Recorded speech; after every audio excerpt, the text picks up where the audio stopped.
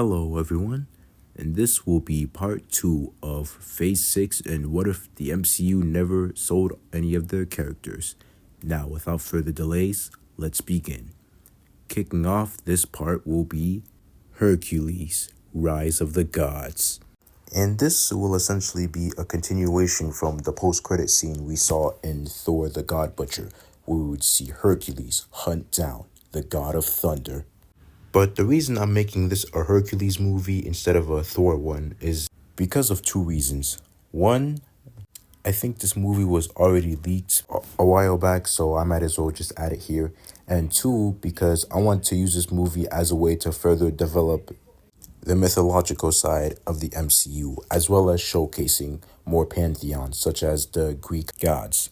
And I would also try to make Hercules more of a anti-hero who's more or less just taking orders from his father, and eventually Hercules will have a run-in where throughout his travels it would eventually lead him into Earth onto New Asgard, where he would be confronted by Valkyrie first before swiftly defeating her. Beta Ray Bill would also confront Hercules, and it would be a longing fight that would be until the battle would gather the attention of Thor. And so, both Thor and Beta Ray Bill will battle Hercules, and it would be a longing fight. And Hercules would appear to be enjoying himself, as throughout the battle, he recognizes Thor's strength as well as his skill. And Hercules, in a spur of a moment decision, would decide not to kill Thor, but he knows that his father Zeus would not accept failure if he returns to Olympus, so he makes a deal with Thor. Help him overthrow his father and have him be the new king of Olympus. And in exchange, Mount Olympus would ally with New Asgard in any times that they might need to. And so, the trio of Thor, Beta Ray Bill, and Hercules would travel to Mount Olympus, and it would be more or less a God of War type of feel in this film, where we would see the three gods battle the Greek pantheon, which would ultimately lead into a final battle with Zeus, in which it would be a hard-fought fight, but eventually Thor, Hercules, and Beta Ray Bill would come out on top. And now, Hercules would be the new king of Olympus, and Thor and Beta Ray Bill would return to New Asgard, but Beta Ray Bill would decide to leave Asgard and go off into space on his own way. Thor would respect this, and Beta Ray Bill would head off into the cosmos, searching for his next destiny. The next movie will be Guardians of the Galaxy, Volume 3. And honestly, I'd still have the main villain be the High Evolutionary, but due to the nature of this rewriting of the MCU, Nova will be featured in this film, and we would see him battle against Adam Warlock, who is still presented as somewhat of an antagonist at the beginning of the movie. And Nova would more or less be an unofficial member of the Guardians of the Galaxy, meaning that he's only temporarily there as a means to an end, since he already warned the Guardians about Thanos' might, and he also knows that the daughter of Thanos, Gamora, is in the team as well. So he plans on monitoring the team just in case they do anything that could be suspicious to him. And speaking of Gamora, her original self would still be a part of this movie, so it won't be a Gamora from a different timeline like in the original film. So basically just replace Gamora with Nebula in most of her scenes. And Rocket Raccoon's backstory would still remain the same, and the overall climax wouldn't really change as well, besides with the addition of Nova.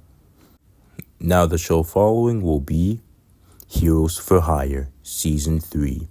And this will essentially be the finale for the show, as well as featuring a full Defenders roster, where we would have Daredevil, Iron Fist, Jessica Jones, and Luke Cage fighting against the main antagonist of the season, which would be Kingpin. And I'd also have this be an adaptation of the Devil's Reign storyline, where Kingpin essentially becomes the mayor of New York. And I'd also have Spider-Man be featured in this finale as well, just to have that grand closing off feel that this show deserves. And so Kingpin would go on to ban all superheroes which would create turmoil within the superhuman community. But by the end, Kingpin will eventually be ousted and impeached, closing off the epic rivalry between Daredevil and the Kingpin. The next movie will be Fantastic Four: Rise of the Silver Surfer. And honestly, I'll only be adding a couple of changes in this movie in comparison to the original one that released in the mid 2000s. For example, Silver Surfer will still be portrayed as a sort of neutral evil that he was at the beginning of the film. So he'll still run into the Fantastic Four, in which they'll have that brief altercation. But after that initial fight, he'll then explain how he is nothing but a messenger sent by the real threat, who will be Galactus, who will be much more comic accurate in this movie. And we'll basically get Silver Surfer's backstory on how he was transformed into the being that he is now, thanks to Galactus making him his herald. And of course, now that this is a much bigger universe, I'd also have the Avengers and as well as the X-Men be present in this movie as well, and they would be brainstorming a way on how to avoid their planet being eaten.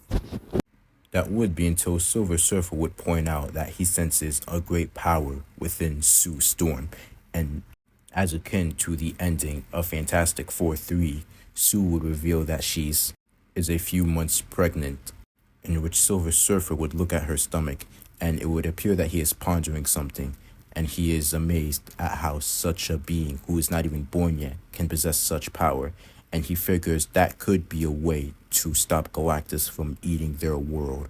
I would also have Doctor Doom be present in this movie as well, but he refused to help Richards even if the world is at stake. So I would have a scene where he confronts the Silver Surfer. Doctor Doom and the Silver Surfer will have a brief fight, and which would showcase not only the power of the Silver Surfer, but Doctor Doom as well.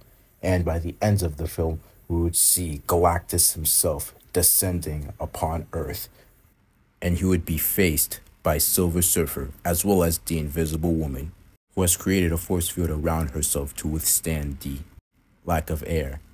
Galactus also senses a great power within Sue Storm's baby, and Galactus would agree to leave Earth untouched, with the prospect of Sue Storm's child in the future becoming his herald. Now Silver Surfer would think that life might have meaning after all, and he would depart from Earth, but not before thanking the Fantastic Four, as well as the other heroes, for helping him see this new way of life. And now Silver Surfer feels as if he owes a debt to the Earth's heroes, and he tells them that if he ever needs his assistance, he will be there. And so the Silver Surfer would depart from Earth, with Reed Richards looking up towards the sky, smiling in satisfaction, blissfully unaware of the terror that awaits the Earth next. And now, the next movie will be Marvel's Infinity Gauntlet Part 1. We open up to a distant moon far off into the galaxy, where we would see massive amounts of damage and destruction, as we would see the once mighty city of Attilan, the home of the Inhumans, now desolated and destroyed by none other than Thanos himself, as well as his forces. And we would see Ebony Maw slowly walking amongst all the dead bodies and destruction, talking about how they should be grateful that the great Lord and Savior Thanos is gracing them with this merciful death. And we would see Thanos holding Medusa by her hair, and we would slowly see him start to clench his fist, now wielding 2 Infinity Stones, the Power Stone as well as the Reality Stone. I'm going to ask you fools one more time. Where is the Soul Stone? Thanos says as he clenches his fist. By the way, I'm going to make Thanos much more of an evil guy here, since one of my main problems with Infinity War was how he was portrayed too sympathetically, and I know it was meant to make him more humanized and down to earth in a way, but I personally like the ruthless comic Thanos better, and I personally think it suits his moniker as the Mad Titan. But his goal will to still be to wipe half of life out of existence, but it will be for much more selfish reasons, as we will find out why later on in the movie. But then, all of a sudden, one man would rise up from the rubble and confront Thanos. We would know him as Black Bolt, and he would look at the Titan defiantly as Thanos would smirk in his direction. Cole Obsidian would make a motion to kill the man, but Ebony Maw would hold him back. Let him have his fun. Thanos would let go of his hand that was holding Medusa's hair, and he would slowly walk towards Black Bolt with a confident smirk on his face. And with one whisper, Black Bolt would simply utter, "Goodbye." And with that, Thanos would be rocketed back, flying a dozen feet towards the opposite direction before he would stop himself, latching himself to the ground, and stare back at Black Bolt with a look of utter sadistic glee as he would clench his hands as a signal as he was about to use the stone's power, and he would rocket his fist towards Black Bolt's face. But Black Bolt would scream in his direction, causing Thanos to go flying farther than he had before. Black Bolt would not let up as he would continue to scream while Thanos is slowly approaching him, starting to gather his bearings, and he would march towards the king. Black Bolt would now be screaming, but Thanos would still be slowly approaching him, withstanding the immeasurable amounts of vibrations being sent his way. And not before long, he would grab Black Bolt by the mouth, which would prevent him from screaming, and slam him down into the ground before lifting him up, and he would simply say, "Long live the king," as he would use the might of the Power Stone. But before he could kill Black Bolt, one of the Inhumans who survived the onslaught, Lockjaw, would use his powers to teleport himself as well as Black Bolt away from Thanos' grasp, as Thanos would be confused momentarily, but then his face would contort to a snarl as Black Bolt seemed to get away from his wrath. But that's okay, as he would turn back to see the rest of the Inhumans lying at his feet. And he would grab the Inhuman known as Triton, demanding to tell him the location of the Soul Stone. And Triton would faintly say, "A collector," which gives Thanos a satisfied smile. On Earth, we would see Doctor Strange and Wong getting ready for a little casual outing that would be until the ceiling of the Sanctum Sanctorum would crash, and they would look down at the crater to see the injured Black Bolt as well as Lockjaw. Both of them would be confused on what the hell just happened, until Black Bolt would telepathically talk to them, and which he would say that Thanos is coming, before he would then later fade into unconsciousness. We would cut to the Supreme Court, where we would see none other than Bruce Banner being held on trial for his crimes against the Earth, as many people believe that he deserves the death sentence for all the damage he's caused and all the lives he's taken, while others believes he deserves to rot in a maximum security cell. Supporting him would be his lawyer, Jennifer Walters, as well as his cousin, which would ultimately be questionable to some, as they believe that she might be biased in this situation considering she's defending her relative. In this courtroom, we would also see Tony Stark and Hank Pym.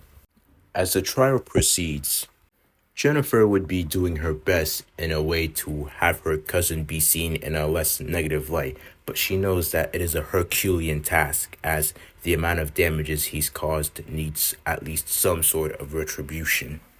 Until all of a sudden, a massive explosion would appear at the top of the court, signaling everyone to run in fear as another explosion would hit the building. Jennifer Walters would try to cover for Bruce before he is hit by any rubble, but it is too late, as both of them would appear to be hit by an oncoming part of the ceiling. Bruce is unable to turn into the Hulk due to the power dampening gauntlets that he has on, courtesy to Tony, and he is hit by a part of the ceiling, causing him to bleed. But his blood would then seep onto Jennifer Walters' open wound, as she was also hit by a part of the ceiling, and she would feel rather dizzy at first before we would see her eyes start to glow green. Tony would activate his armor to surround his body, as well as Hank Pym, who has his Ant-Man suit at the ready. And both of them would head outside to see what caused this destruction, and they would see what appears to be a space disc hovering above the Supreme Court. And what would follow is two figures would appear down into the ground from the disc, and which would reveal Call Obsidian and Ebony Maw. Ebony Maw would start to give a speech on how graceful they are to have such a merciful death that would be until Iron Man would cut him off. Look, I don't know what your deal is, Voldemort, but you really picked a day to piss me off. Ebony Maw would then frown in contempt and would demand to tell them where the time stone is. Tony would flip off Ebony Maw. My magic finger tells me it's in the sky. Ebony Maw, now fed up with the games, would tell Call Obsidian to kill these fools, and we would see Ebony Maw start to approach the two heroes. That would be until Hank Pym would grow up to 21 feet, and he would smack down Call Obsidian with a single motion. But we would see the brute start to lift up Hank's fist as he would jump off into the air and sock Giant Man across the face, signaling the start of the battle as Iron Man would rocket towards Ebony Maw. But Ebony Maw, with a flick of his hands, would launch a piece of rubble at Iron Man, which would hit him and send him tumbling towards the ground. The battle would persist, and we would see many people start to run away from the fight scene. Giant Man would swat away Call Obsidian, which would send him flying towards a nearby tree. And he would remark, "Man, how many visitors from space are we gonna get?"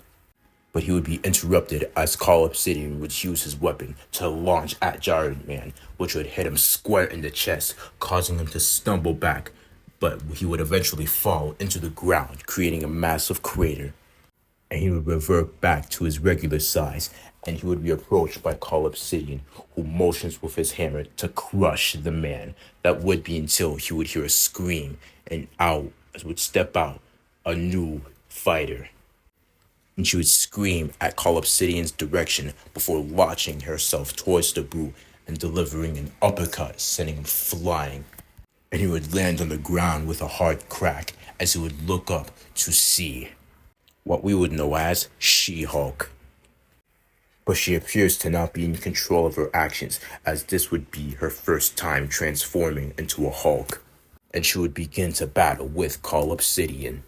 And even though She-Hulk is perceived as much more ferocious, Call Obsidian has decades of battle experience, and swiftly he manages to beat down She-Hulk, and is about to deliver a finishing blow that would be until a portal would appear from beneath his feet, and he falls through it, and he appears to land on an Arctic terrain, and he looks back up to see Doctor Strange hovering above him, and he launches himself back up into the portal, but Doctor Strange would close it before that could happen.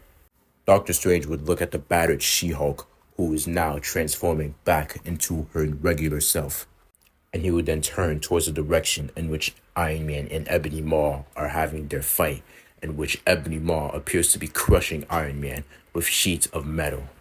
But Iron Man, using his Unibeam, would fire it at Ebony Maw, catching the alien off guard, and it would directly hit his head, frying a good chunk of his skull, and he would land on the ground, now dead. Iron Man would shake the metal off him, and he would turn to see Doctor Strange. "Mind telling me what the hell's going on, Dumbledore?" Doctor Strange would ignore the nickname, and he would turn at Tony. "We need to return to the Sanctum now." And with that, both Doctor Strange, Iron Man, Jennifer Walters, and Hank Pym would return to the Sanctum Sanctorum, with Bruce Banner being taken back into his cell. The heroes would arrive at the Sanctum Sanctorum, and Doctor Strange would give the same exposition that he gave Tony about the Infinity Stones, as well as the fact that he has the Time Stone locked away deep within the Sanctum, and that he feels as if this Thanos figure might be coming to claim it. Tony would be skeptical, but that would be until Black Bolt would enter the room, now fully healed thanks to the help of Doctor Strange and Wong. Along with him would be his companion Lockjaw. And so, Doctor Strange would propose the idea that they take the Time Stone out of this planet, as Earth has the total of 3 Infinity Stones Thanos needs: the Space Stone, the Mind Stone, and the Time Stone. So he suggests that they take the fight to Thanos, while also luring his forces away from Earth before another attack can commence. And so, the heroes would ultimately come up with a strategy where both the Avengers and the Fantastic Four would go to space, using the ship left behind by Thanos' subordinates, and take the Time Stone with them as a way to lure Thanos away from Earth, while the X-Men and the rest of the superhumans would stay behind in case of any potential attack on Vision, since he is a prime target for Thanos. And so, the plan would commence with the Avengers and the Fantastic Four taking leave on Thanos' spaceship, Doctor Strange going along with the Mind Stone, while the X-Men, as well as Thor, Spider-Man, and the rest of the street-level heroes would stay on Earth to try and defend both the Mind Stone and the Space Stone. The scene would cut to the Guardians, and it will essentially play out the same way as it did in Infinity War, but with the addition of Nova and Adam Warlock, where they would stumble on Thanos interrogating the Collector, in which Drax would stare at Thanos with unbridled fury as he marches to attack, ruining the element of surprise. And Thanos would simply swat him away before the rest of the Guardians would proceed to attack him. And since both Nova and Adam Warlock are present at the scene, this should be much more of a spectacle, as Thanos would battle both of the powerhouses on his own. But because of the inexperience of the two fighters as well as his Infinity Stones, he manages to subdue both Nova and Adam Warlock, in which Gamora, in a last-ditch effort, will attempt to stab Thanos in the neck. But this would of course be a trick played by the Reality Stone, and Thanos would proceed to take Gamora with him and teleport away. And it would be here that the same scene that we saw in Infinity War would play out. We would see Thanos start to torture Nebula as a way to have Gamora to tell him where the location of the Soul Stone is, in which she would, and both of them would teleport to Vormir, in which they wouldn't encounter the Red Skull, but instead it would be Lady Death herself. Thanos would be in shock that one of the main reasons why he started his conquest was hiding the Soul Stone, but Lady Death would only state that she wasn't hiding the Soul Stone, but instead she was waiting for a worthy individual to claim it. And this is where we would start to see some of Thanos' more comic accurate motivations, as he is still enthralled by Lady Death, but instead of just wiping out half of the universe to gain her approval, he is doing it because he agrees with her ideals that the universe is becoming too massive and that resources are becoming finite. So he is trying to collect all of the Infinity Stones and wipe out half of life out of existence to not only complete his goal, but to also seek Lady Death as his companion. So it's sort of a mixture between both of the motivations between his comic book counterpart and his movie version. And the scene would still play out as it did in the original, with Thanos throwing Gamora off that cliff, killing her, and receiving the Soul Stone in exchange. Meanwhile, we would see the Guardians still recovering from their fight with Thanos, while also searching for one of his ships in order to get a lead on where Gamora could be. That would be until they encounter a stray ship that Nova would say shares a close resemblance to that of one of Thanos' ships, and so the Guardians would diverge to that ship in order to either find Thanos and Gamora or to interrogate Thanos' men on where those two could be. However, we would see that inside the ship, it would be the Avengers as well as the Fantastic Four piloting the spacecraft. Doctor Strange will also be among them wielding the Time Stone. That would be until a sudden crash would appear by the side of the ship, and what would follow would be the full roster of the Guardians blindly attacking, which would ignite a battle. And because of both Adam Warlock and Nova, the Guardians would stand much better of a chance than they would have in the original, and both of the powerhouses would proceed to battle each team, as well as with the rest of the Guardians. But before anyone could throw a punch, Nova would recognize instantly who these guys are, thanks to his time on Earth before he got his powers, and he would tell his teammates that these guys are the heroes from his world. They would all be confused, and Star-Lord would take a second glance at the Fantastic Four before recognizing them, saying that he used to be a huge fan when he grew up in the 80s, but they mysteriously disappeared. But now that the conflict has been avoided, each team would recognize that they have one common enemy, and that would be Thanos. Back on Earth, we would see that the X-Men have arrived to Wakanda, where they have Vision with them, and Shuri would promptly take him into his lab in order to extract the Mind Stone as painless as she can make it. And we would also see the X-Men reunite with their former teammate, Storm, as they would recollect her on all the things that has happened ever since she left, as well as their run-in with Angel from another timeline, and that they currently have him under rehabilitation. But unbeknownst to the heroes, a hovercraft would be hovering, get it, above the Wakandan barrier, and inside we would see more of Thanos' army, along with his top elite soldiers, Corvus Glaive and Proxima Midnight, and it wouldn't be long until the hovercraft would descend on the ground, revealing hordes of outriders, and they would barge through the barrier, scratching and trying to plow their way through the defenses, and the Wakandan soldiers would be ready to defend their home, along with the X-Men, and it wouldn't be long until the barrier would give way, and the Outriders would proceed to attack the army. But now they have the X-Men by their side, and Cyclops will be blasting hordes of Outriders, with Storm using her powers to blast as many Outriders as she can. But she is then smacked down back into the ground by none other than Proxima Midnight. Black Panther would see this and would proceed to engage in a battle with the alien woman, while Corvus Glaive would set his sights on Wolverine before launching towards him and hitting him with his weapon, sending Wolverine sliding across the field. Meanwhile, we would see Shuri working in haste in order to extract the Mind Stone out of Vision's head. While this is going on, we would cut to New York. We would see another giant ship hovering above the city, and it would reveal Cull Obsidian, who has returned, as well as another one of Thanos' elite soldiers, is Supergiant.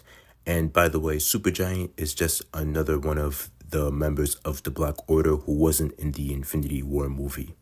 And it would appear as if they are here for the Space Stone, which is currently being guarded by Nick Fury, as well as the remaining agents of S.H.I.E.L.D. that withstood the fall of the organization in a secret bunker. But unfortunately, thanks to the mental powers of Supergiant, she is able to tell where the location of the Space Stone is, and she tells Cull Obsidian this, and he rockets down into the streets of New York, landing with a hard crack. And as if on cue, the rest of Thanos' Outriders would attack the streets of New York. But the city would not be undefended, as we would see many heroes such as Spider-Man fighting the horde of Outriders. Along with him would be Daredevil, as well as the rest of the Defenders.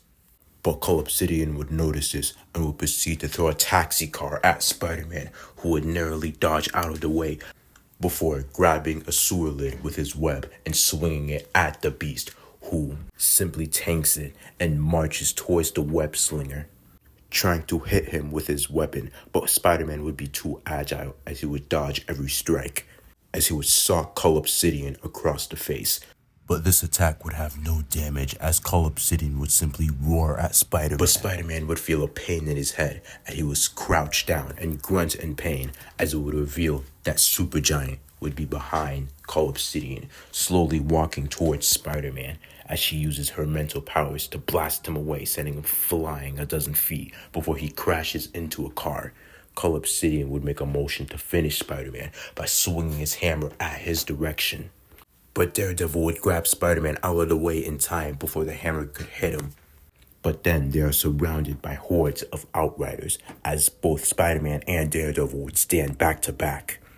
But it wouldn't be too long until we would see a repulsor blast one of the Outriders, and Spider-Man would look up to see none other than War Machine blasting down each Outrider before he would grab Cull Obsidian and fly him up into the air.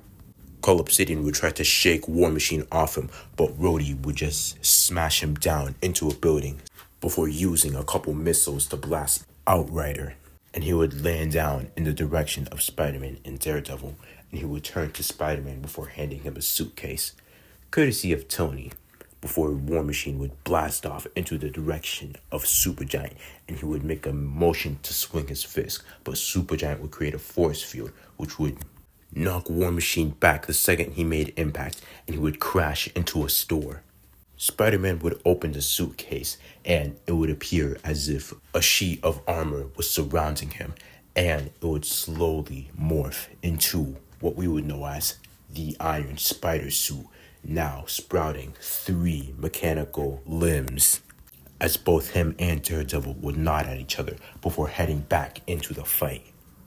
Back up in space, both the Avengers, the Fantastic Four, and the Guardians of the Galaxy would land on the planet known as Titan, in which they would come up with a strategy in a way on how they could defeat Thanos. And Tony would point out that Doctor Strange seems to be convulsing, but we would know that he is looking through each alternate reality in which they could manage to land a victory. But he would unfortunately say that there's only one possible outcome in which would be beneficial for them. And it wouldn't be long until Thanos himself arrives at Titan, and he would be confronted by Doctor Strange. And they would have the same type of interaction that they had in the original movie, but Thanos here would be perceived as much more sadistic and less sympathetic towards life. And that is when the Battle of Titan would begin. We would see the Avengers, the Fantastic Four, as well as the Guardians each attack Thanos. And it would be a grand fight, as we would see Thanos utilize the 3 Infinity Stones in order to get one over on each team. The battle would be intense, as each team would use their own synergies and teamwork in order to bring down the Mad Titans. But thanks to his overwhelming strength, as well as the 3 Infinity Stones he wields, it would be naught but a Herculean task. And slowly but surely, we would see Thanos start to decimate each hero, and he does so with a manic glee look on his face. But then he would look up in the sky, seeing what seems to be a star flying in his direction, and what would appear would be Captain Marvel crashing down onto the Mad Titan, creating a massive explosion. But the Mad Titan would not be down for the count, but Captain Marvel would be a huge help in restraining him in order for the heroes to take off the Infinity Gauntlet, in which they almost would. That would be until Thanos would mention Gamora, which would perk Star-Lord's ears as he would demand what happened to her. And it is here that we get the same scene in which Star-Lord would freak out and proceed to attack Thanos, thus loosening Mantis's control, allowing the Mad Titan to be free as he would throw everyone off of him. Now enraged, he yells, "You wish to battle the Mad Titans?" as he would outstretch his hands towards a nearby planet before clenching his fist using the Power Stone. And he would look back at the heroes, now sporting a sadistic smile on his face, before he would launch his hand towards the heroes, and as if on cue, the planet would motion to collide with Titans, creating massive amounts of destruction. After the dust settles, we would see the heroes on the ground defeated, as Thanos would rise up from the wreckage, and he would look down to see Hank Pym struggling to get up, or he would slowly start to approach him. Captain America, Iron Man, and Wasp would also get up as well, and they would see Thanos start to approach their friends as they make a motion to try and stop them, but they're too hurt.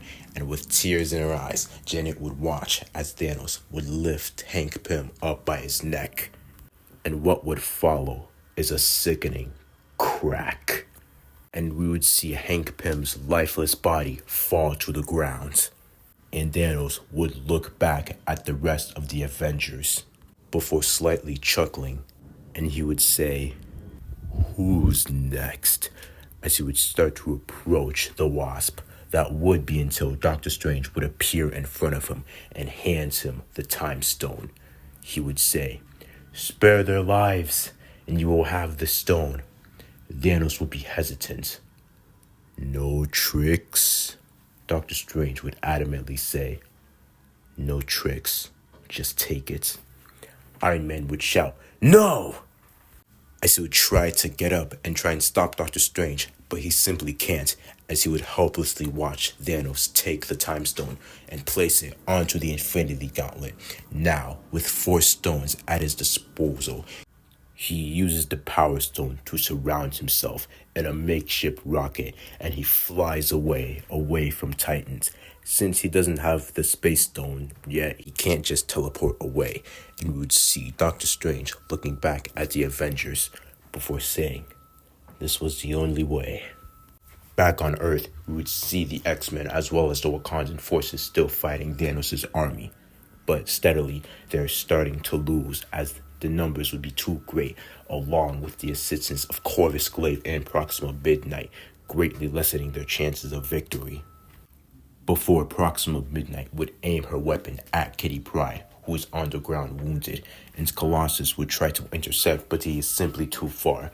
That would be until Proxima Midnight would suddenly be flying away, crashing onto a rock, and she would look up to see none other than Magneto floating down upon her. What would follow is the rest of the Brotherhood of Mutants attacking Thanos' soldiers, as the X-Men would look on in shock to see Magneto after all this time, and now they appear to be helping him. Magneto would simply state, "Anyone who dares to harm my mutant brethren shall be punished by me." And Magneto, as well as his Brotherhood, would proceed to assist the X-Men as well as Wakanda.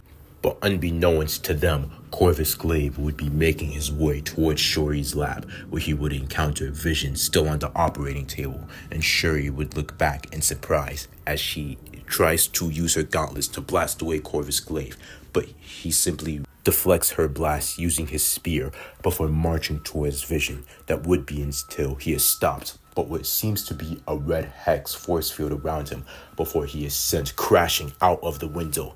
And we would see none other than Scarlet Witch was the one who did that motion. She would approach Shuri and ask her how long would it be until Vision has the Mind Stone removed. Shuri says it'll take just 5 more minutes, and she would look back at Vision, and Vision would proceed to look at the Scarlet Witch before muttering a silent thank you. Scarlet Witch would smile at the robot before turning her attention back towards the broken window as she would hover down towards Corvus Glaive's level. And Corvus Glaive would look at her in anger before both of them would proceed to clash. In New York, we would see Cull Obsidian and Supergiant still making a mess out of everything, while the Outriders would proceed to ravage the streets, and the heroes' defenses would be great, but it would not be enough, as there appeared to be more of the enemy than there are of them. That would be until a large thundercloud would envelop the streets, and what would follow is an army of Asgardians raining down on the Outriders, greatly strengthening the heroes' numbers, as Daredevil would look up to see none other than Thor descending upon New York, and he would look at both Cull Obsidian and Supergiant before rocketing towards them, igniting the clash. Meanwhile, the battle would be broadcasted as we would see none other than Miles Morales watching the news, and he is just itching to help. But he knows his parents would literally kill him if he goes outside. But he then looks at the makeshift suit he made, and ever since he got his powers, he just wanted to be a normal kid. But that doesn't seem to be an option anymore, as he would grab his homemade suit and sneak out of his home, and would proceed to fight the Outriders that were attacking nearby his neighborhood. Besides, what was the point of being a friendly neighborhood Spider-Man if there was no neighborhood to protect? Also watching the news, we would see Sue Storm in the Baxter building, where she is seen fully 9 months pregnant as she is clutching her stomach, worried about her family. That would be until she feels a sudden sensation and it would appear that she is about to give birth, and the only one available right now would be Herbie, as the robot would be setting up as many tools as it could manage in order to safely deliver Susan's baby. Back with Nick Fury, we would see that he still has the Space Stone under surveillance. But he would suddenly hear a crash outside, as it would appear that the Outriders had found their location, and so the agents of S.H.I.E.L.D. would grab their guns as well as their advanced weapons and blast as many Outriders as they could in order to stop them from getting to the Space Stone, or we would see Thor battling Cull Obsidian as well as Supergiant, along with the assistance of both Valkyrie and Loki. But we would cut back to underground, and the Outriders would simply have too much power as they would proceed to barricade through S.H.I.E.L.D.'s defenses, as they would grab the Tesseract and make off with it, with the rest of the agents of S.H.I.E.L.D. trying to attack them using their weapons, but they are no use as the number of Outriders is too great. Back on the ground level, we would see Cull Obsidian start to try and pound away Thor, but the Asgardian would be too durable as he would use his hammer, which was now lightning infused, to strike at the beast's head, which would connect and would ultimately behead Cull Obsidian, finally taking down the monster for good. Supergiant would be shocked as now Thor would be looking at her, and before he can make a motion, there would be a presence that would stop everyone, and Supergiant would look up into the sky. With now a huge smile plastered on her face, she would look back at Thor with a mocking smile, and it was as if, on cue, the presence would crash down on the streets of New York. Thanos has arrived. And with one flick of his wrist, he would use the Power Stone to blast away everyone that was in a mile radius, as windows would shatter and buildings would collapse. He would then turn his attention to the nearby Outrider army, which was carrying the Space Stone, and with a satisfied smile, he would slowly approach his minions. That would be until he would hear a scream, and a green woman would come charging towards his direction. This would be known as She-Hulk, who stayed behind on Earth. And now, with much more control over her Hulk abilities, she tries to subdue Thanos, but the Mad Titan would simply be too powerful and would simply swat her away as if she were a fly. And the Outrider would make a motion to give the Space Stone to Thanos. That would be until the Outrider would abruptly stab Thanos in the neck, catching him off guard, and it would appear to be Loki that was shapeshifted into that Outrider. But this would not deter the Mad Titan, as he would grab Loki by the neck and punch him through his torso. Thor would be in shock and also enraged, as Thanos would throw Loki's lifeless body whilst he holds the Tesseract in his hand before crushing it, revealing the Space Stone inside as he places it on his Infinity Gauntlet. Now, with 5 stones, he has one more stop to make. But before he could teleport away, Thor would crash into Thanos, now enraged because of the death of his brother, and both Thor and Thanos would have the ultimate battle. But Thanos would be too overpowered as he has the power of 5 Infinity Stones, and he would proceed to beat Thor down into the ground. Regardless of his Asgardian rage, Thor stands no match against a nearly full Infinity Gauntlet Thanos. Spider-Man, Daredevil, Valkyrie, and She-Hulk would try and subdue Thanos, but there would just be flies in his wake as he would simply swipe his hand, creating a massive energy wave, sending everyone flying. Supergiant would approach Thanos, healing the injury he'd gotten from Loki's attack, and both of them would teleport away, leaving the heroes bloodied and bruised. In Wakanda, we would see both Scarlet Witch and Cull Obsidian still engaged in the battle, but Cull Obsidian has years of experience over Wanda, and he manages to subdue her. And before he could mark a finishing blow, he is sent flying back, and he tries to gather his bearings, but he has been smashed into the ground, and he looks up to see Vision, now with the Mind Stone safely extracted from his forehead. And Vision would proceed to punch Corvus Glaive away, and Vision would stare back at Wanda before muttering another thank you. But before Vision could pursue Corvus Glaive, a giant hand grabs his face and smashes him into the ground. Thanos has now arrived on Wakanda, and he looks at Scarlet Witch before, with a wave of his hand, sends her flying. Thanos asks Supergiant where the Mind Stone is, and Supergiant, using her telekinetic abilities, tells Thanos that it is inside that upper building over there in Shuri's lab. And so Thanos would make a motion to approach the laboratory. But he is then stopped when a large plate of metal smashes in front of him, and he looks up to see Magneto. And Thanos, with a smile, welcomes the challenge, and both Thanos and Magneto will proceed to engage in an ultimate fight. But it is ultimately hopeless, as Thanos would be too powerful, and he simply blasts Magneto away as he manages to approach the laboratory to find Shuri. And as he approaches the girl, he demands her to give him the Mind Stone. Shuri would try to blast him with her gauntlets, but it was ultimately useless. But all of a sudden, a puff of blue smoke would appear in front of Thanos, and it would teleport away with the Mind Stone. This would appear to be Nightcrawler, who is now clutching the Mind Stone with the protection of a vibranium gauntlet, so he does not vaporize from the stone's power. But now that Thanos has the Space Stone, he is able to teleport to where Nightcrawler would also be. And it would be a game of cat and mouse, where both Nightcrawler and Thanos are teleporting throughout the battlefield.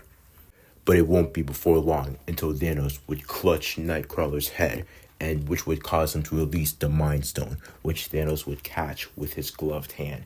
And Thanos, now looking at Nightcrawler with a disgusted look, would proceed to bash his skull into the ground. And he wouldn't stop there, as with one final punch, he would punch Nightcrawler's skull in, caving in his head, killing him. The X-Men would be enraged and would try to attack Thanos, but Thanos would simply place the Mind Stone on his hand, and now, with all the Infinity Stones, he lets out a burst of energy which would blast everyone away. And with a satisfied look of glee on his face, he looks at the people who would dare oppose him, and he would say, "Dread it, run from it. Destiny still arrives. How it must feel to try so hard and yet to ultimately fail." Thanos would lift up his arm. "Behold, for this shall be the dawn of a new age." We would be in space, where the Avengers, the Fantastic Four, the Guardians, as well as Doctor Strange would still be contemplating on their loss, with Janet still clutching on to Hank's lifeless body, before all chaos would ensue as their team would slowly start to fade away into dust. Captain America would look on in shock. He would ask Doctor Strange what's going on, and the doctor would simply mutter, "He won." And it wouldn't be long until the only people that remained on the planet would be Captain America, Iron Man, Wasp, the Human Torch, Adam Warlock, and Rocket Raccoon. We would also cut to New York. We would also start to see heroes fade away, with the only survivors being Thor and Spider-Man. Even the Outrider army would start to fade away, as we would also see Miles Morales, and before he could throw another punch, he slowly starts to corrode into dust.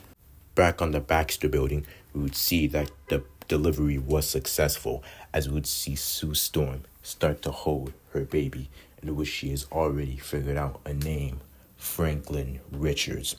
But the moment would not last for long, as soon as the baby would have opened its eyes, the dust would start to settle, and it would slowly fade away in Susan's arms as she would look on, devastated.